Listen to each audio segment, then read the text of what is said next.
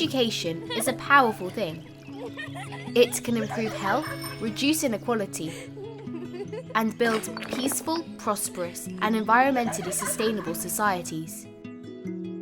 The global community believes everyone should have access to a quality education.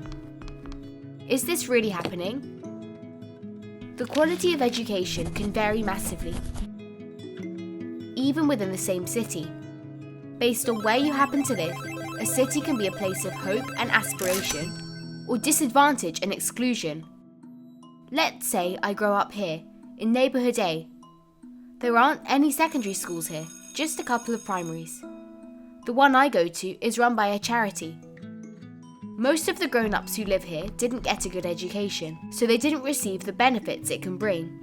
And like most of the kids in my school, my family doesn't have the money to buy me uniforms and books. Sometimes they can't even pay for my meals.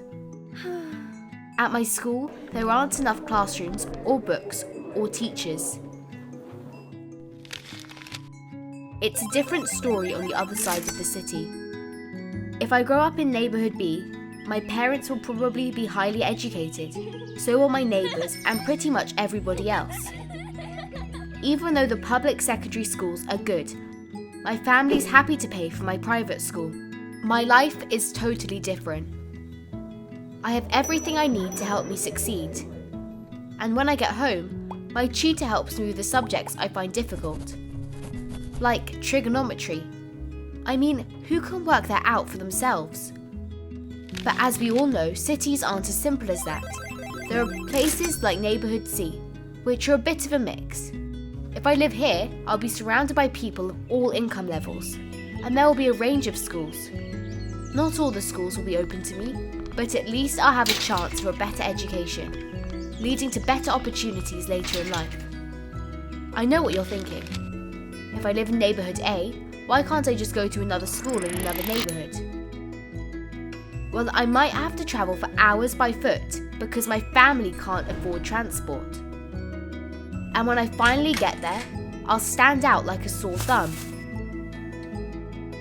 If I live in neighbourhood A, I have no real choice but to go to one of the local schools, and it will be hard to imagine a future much different to my parents. How can we break this cycle of poverty? One solution is to collect better data on education in each neighbourhood. This evidence could help develop policies and initiatives that help the people on the ground. And maybe then it wouldn't matter which neighbourhood I grow up in.